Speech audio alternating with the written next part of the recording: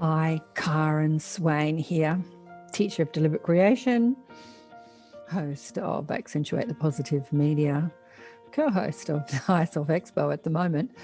Oh, look, I've got many labels. But the reason I am doing this chat today was I wanted to address a couple of things that have been talked about on my shows recently and in my inner sanctum. So I'm going to use language that is not the exact name of the elements that we're experiencing at the time, because I don't want censorship on any platforms. So I hope you understand what I'm going to say as I use different language to what the names of things are called. Anyway, so here goes. So recently Garnet Schulhauser was on the show, and we were talking about the current health crisis that's happening in our world and the current allopathic solution to this health crisis. These are the names I'm going to use. And he had a different perspective to what many people in the conscious community were talking about. When I say he said that his spirit guide had told him that the health crisis will be alleviated by the allopathic remedy that is being offered en masse to humanity. And many people were quite upset about that, thinking, no, this can't be right. This can't be right. Look, there are many, probably the majority of the world is in alignment with what's on offer, thinking, yes, this is the solution to the current crisis. I'm going for it.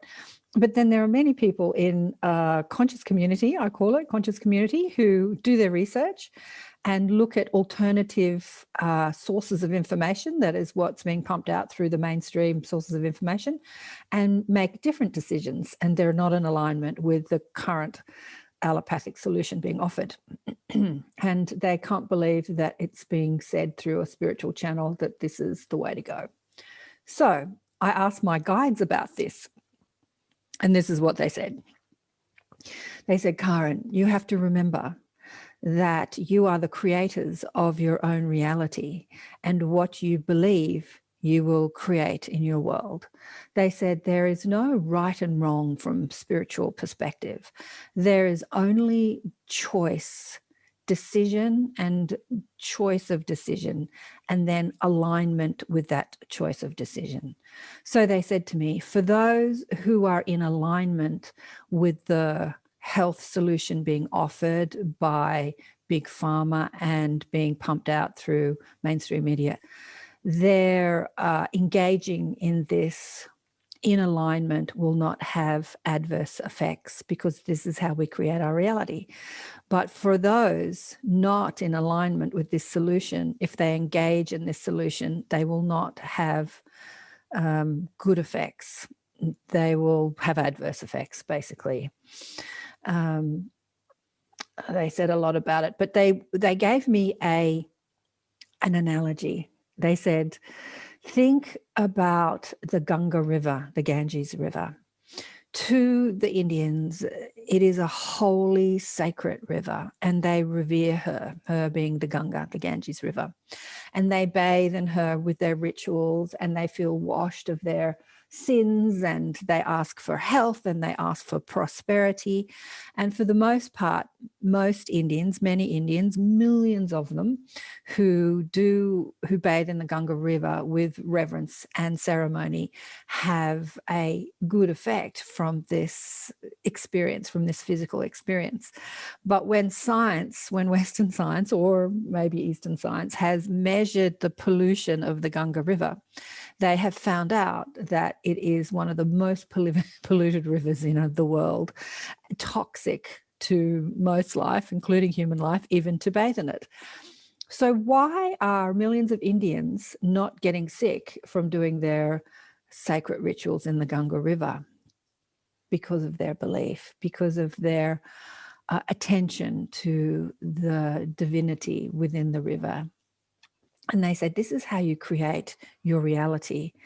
You have to remember that this world is a world of illusion of your creation, and that what you are in alignment with, vibrationally speaking, you will create. And everyone has the free will to don a different perspective and therefore create their reality from that perspective.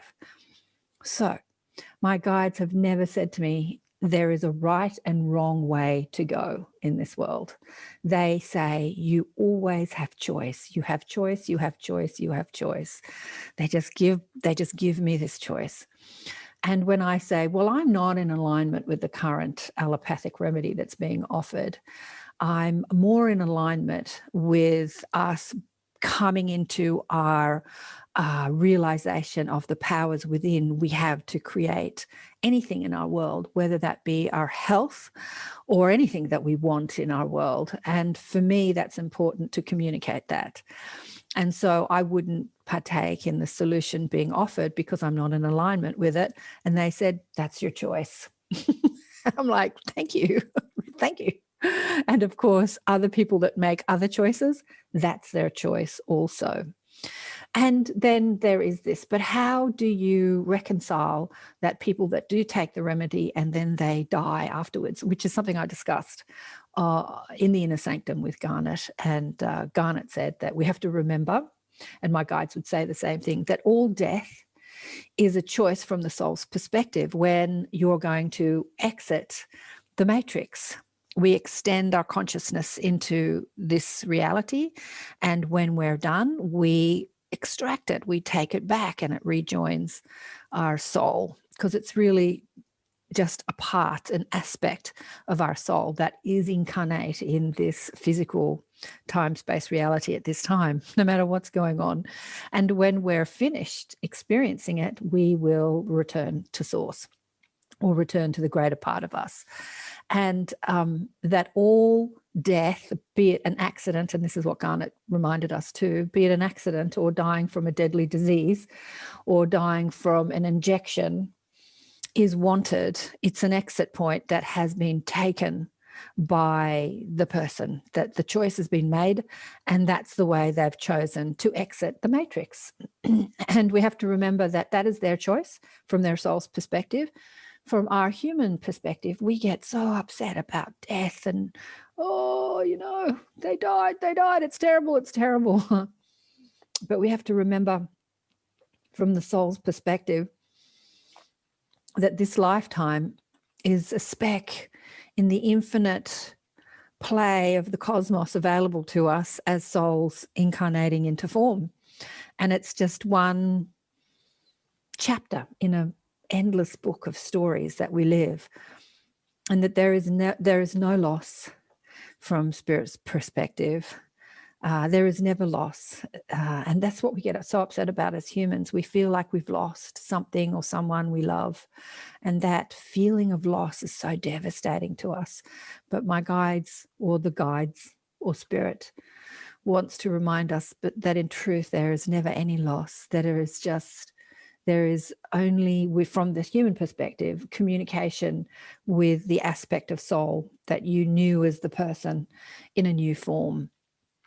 And that from your spiritual perspective, you are always together anyway. So from the human perspective, we look like we're apart and separate, both in physical clumps and when someone dies. And when you return to Spirit, you realize that you've never really left Spirit. You've just extended an aspect of yourself into form. And from your true perspective, you're always one. You're always together with those whom we love, whom we have relationships with here on Earth. So they talk about the way we create our reality. They say, how can someone, if we ask, how can someone ingest a poison and have a good effect from this poison? This is a question that I ask them about the current allopathic remedy that's on offer, right? I deem it, personally, I deem it as a poison that is not really benefiting the health of the physical form, having studied health and anatomy and physiology and looked into the subject of what's been on offer globally for over 30 years.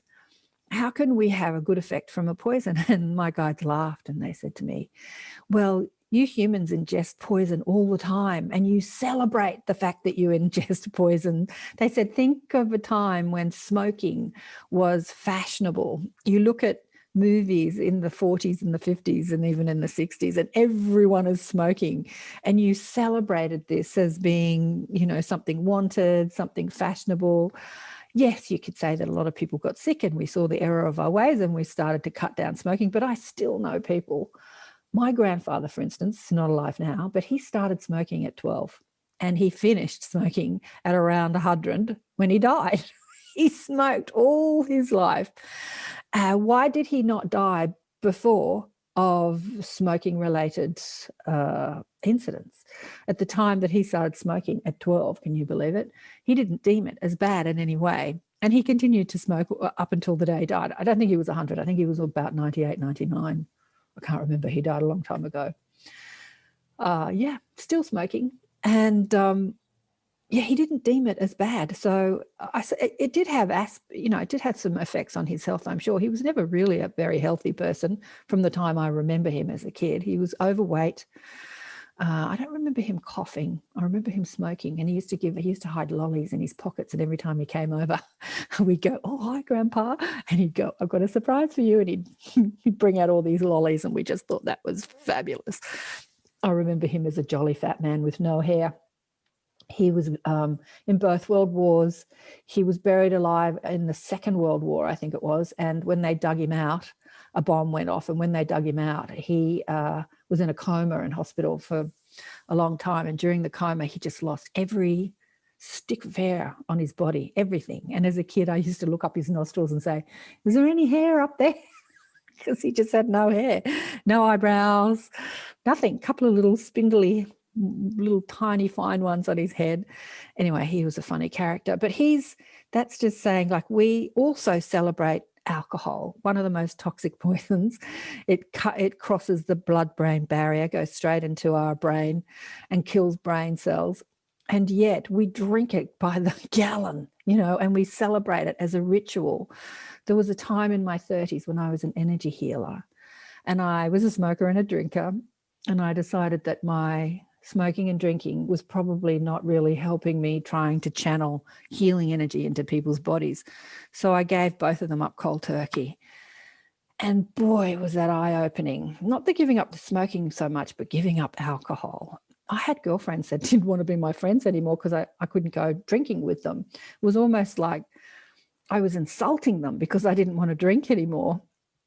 It's not like I had a medical condition where I had to drink or a problem with alcohol. I just decided I just wanted to stop ingesting this toxin that was probably not really helping me channel subtle energy.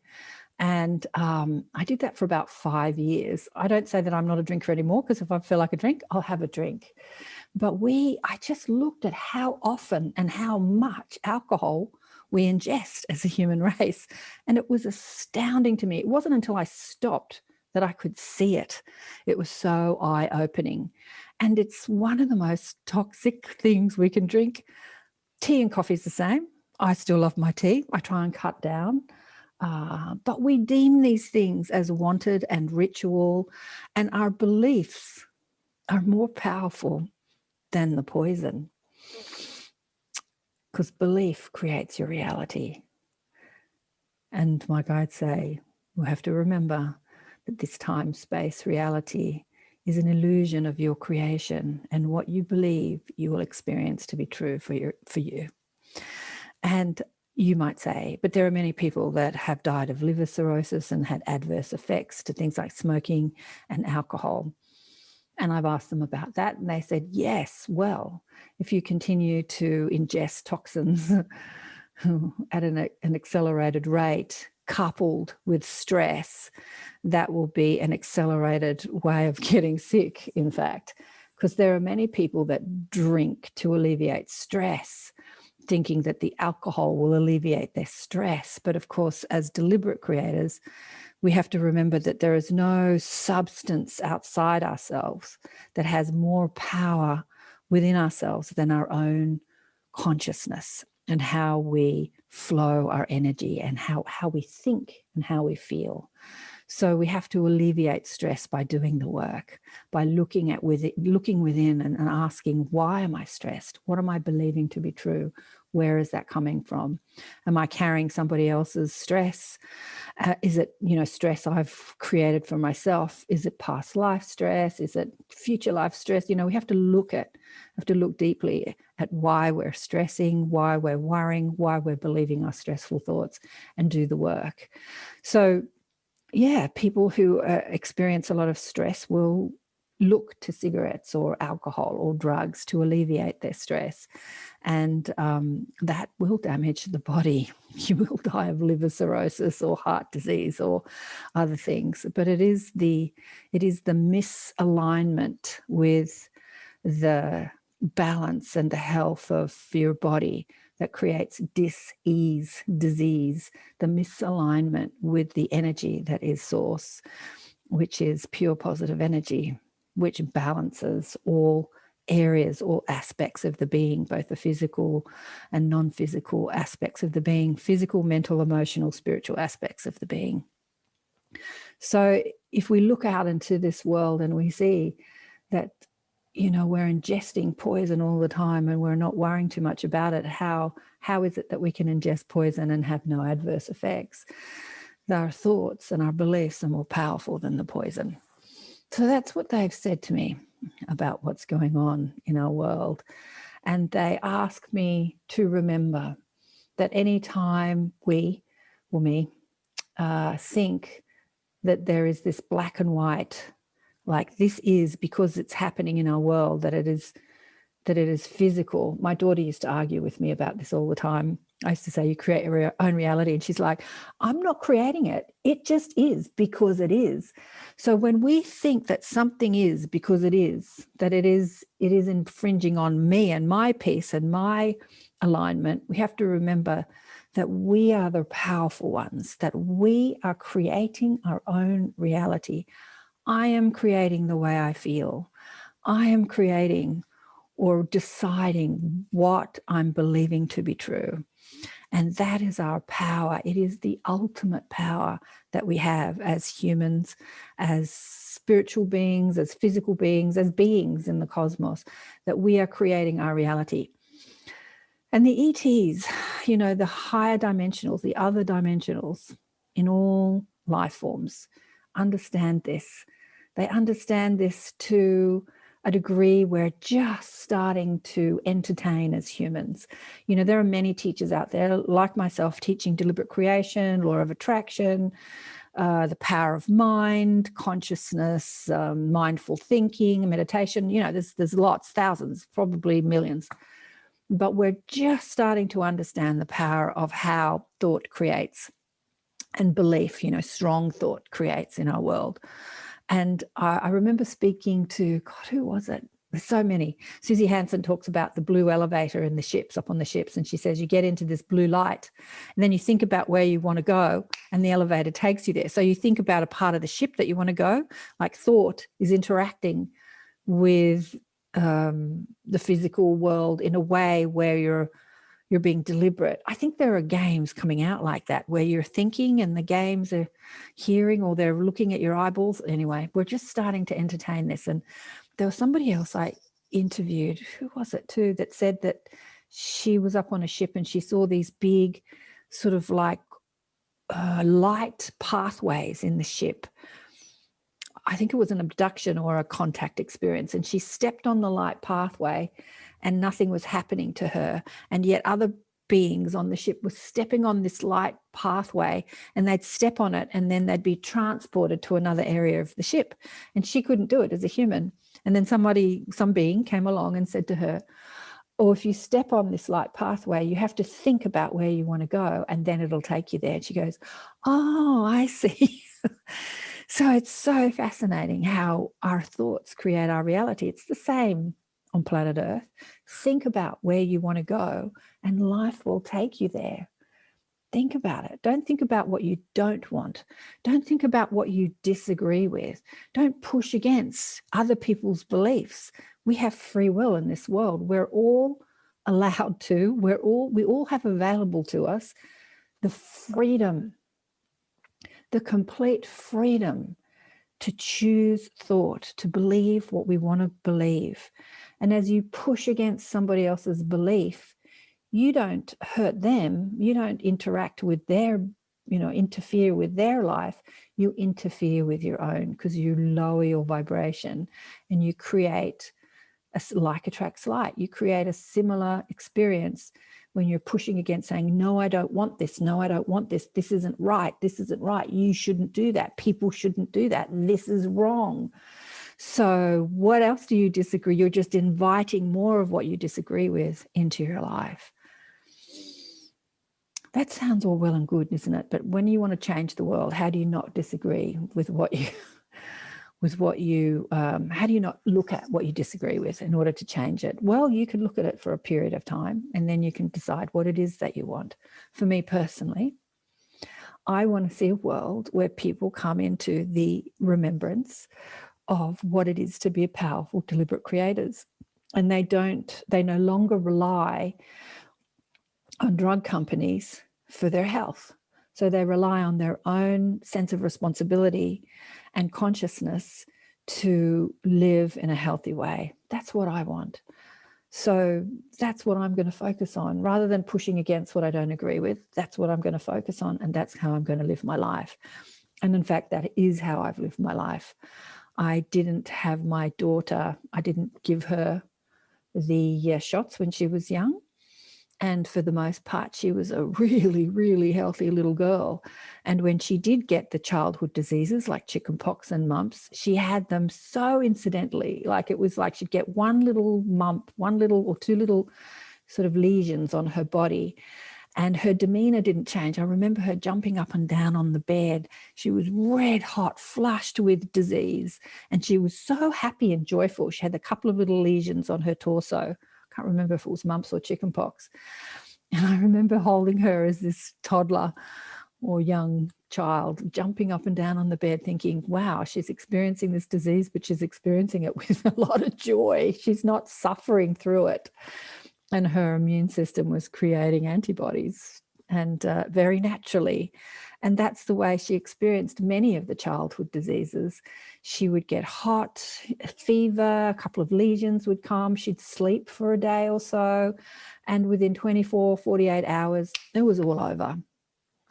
It was all over. And I marveled at the magnificence and the intelligence of the human body and how it knows exactly what to do. And I just want to trust. I want to trust the human body knows what to do.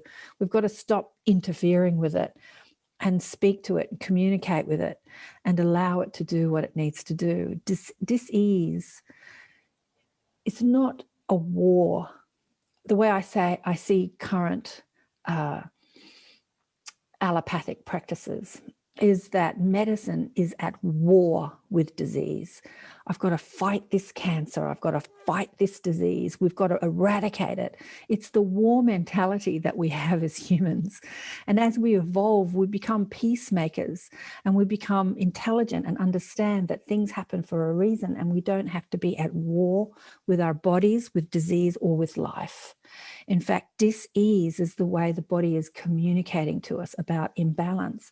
Let's look at what created the imbalance and communicate with it and let it speak to us. Let that intelligence speak to us about what needs to change, what needs to shift, what we need to, rather than creating another substance to eradicate it and be at war with the problem. We're not at war. We've got to put down the arms and be at peace with our bodies, with this world. Yeah, I could say a lot about that. I get very passionate about that.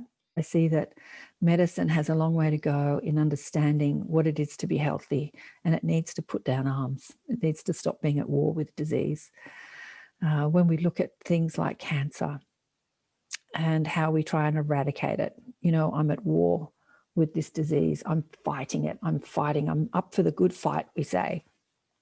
Cancer is the way much cancer is the way that the body isolates the buildup of toxin in one area, and it stops the communication from the rest of the body. And it's a brilliant way that the body is trying to balance where there is no balance. So there is there is a overload of stress hormones, toxin from, it can be environmental toxin, but mostly it's from our mental toxic thoughts. I saw my mother kill herself with her toxic thoughts. When my father left her for a prettier, younger model, she was already feeling fat and middle-aged, and then dad leaves for this young supermodel, like she was this young 20-something-year-old model. And mum's self-esteem just plummeted, and she hated herself, and she hated him, and she hated the supermodel. She just, hate killed her. It took 5 years for hate to kill her. I just saw that toxic emotion just bring on the cancer. By the time they opened her up when she was in her late 40s, she was riddled with cancer. And the doctors just sort of stitched her up and said, go home and, get your business in order. You're going to die. They just couldn't help her at that point. They radiated her, they chemotherapied her. That didn't help. It just made her sicker, and all her hair fell out. We have to stop being at war with disease.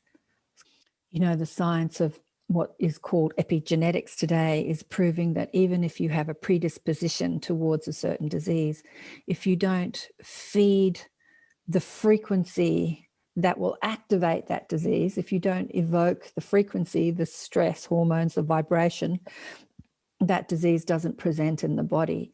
And so we get to choose and create how we live, healthily or not healthily, according to our level of consciousness and how we think and feel. So I love that epigenetics is coming out with this scientific information at the moment, saying that even if you have a predisposition to cancer, and certainly I do, because every single person in my family died of cancer, with no exception, all of them. There's not one person who died of an accident or a heart attack. They all died of cancer. I would most definitely have a predisposition to that disease. So it's up to me to keep a high vibe, and you want to keep a high vibe anyway. Why? Because it just feels good. Doesn't it feel better to love than to hate? Doesn't it feel better to agree than to disagree? Doesn't it feel better to create something wanted than to push against something, things that you don't want? Think about it. Be selfish in your pursuit of feeling good. Be selfish in your pursuit of feeling good. And as you do, and you evoke that vibration of high vibe and feeling good and feeling love and connection with all life and all that is and everyone's decision, you are a powerful force unto this world. Your fight with the opposition, with what you disagree with, doesn't empower you and doesn't affect change as much as you think it does. It doesn't. So be selfish in your pursuit of feeling good.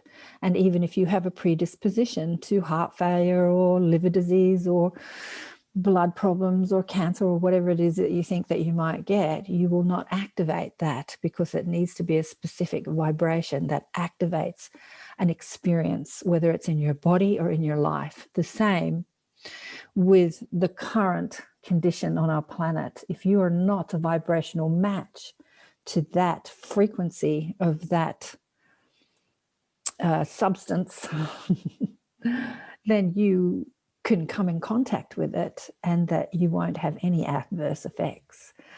I was talking to some friends yesterday, in the conscious community, there's so much pushback against the current solution being rolled out, that somebody said to me that they saw a hairdresser that had a sign in her window and said, if you have taken the remedy on offer, we will not serve you in this hairdressing salon. And I'm like, oh, well, that's stupid, really, isn't it? Because you're going to be walking down the street and there are going to be so many millions of people that have taken the remedy. What are you going to do? Avoid the rest of the world? So I had another friend online the other day who shares my opinions about the remedy on offer, in that I'm not up for it. I believe in the wisdom of my body and the wisdom of the vibrational frequency that I evoke. But she was so worried about it because her parents have taken the remedy, and she said now they can't come and stay with me because she's worried about the adverse effects from it. And I'm like, well, that's just fear, isn't it? That's just more fear. Like the MSM, work that out, is perpetuating fear on a minute-by-minute basis. And that's just buying into more fear. Is that what you're going to choose? My brother came to stay with me this weekend. He's had it. And did I worry about that? No. Hugging him, loving him, kissing him, I'm not worried about it. He's got a different choice to me. I have my way of living. He has his way of living. We can all get along and love each other, right? This is what we can do. Don't be fearful. Stick to your guns about what you believe. Be in alignment with it. Be joyful. Be loving. Be at peace with other people's choices. And remember, you are powerful. You are a powerful creator of your reality. Choose well. Love you all, my friends. Speak again soon. Big love.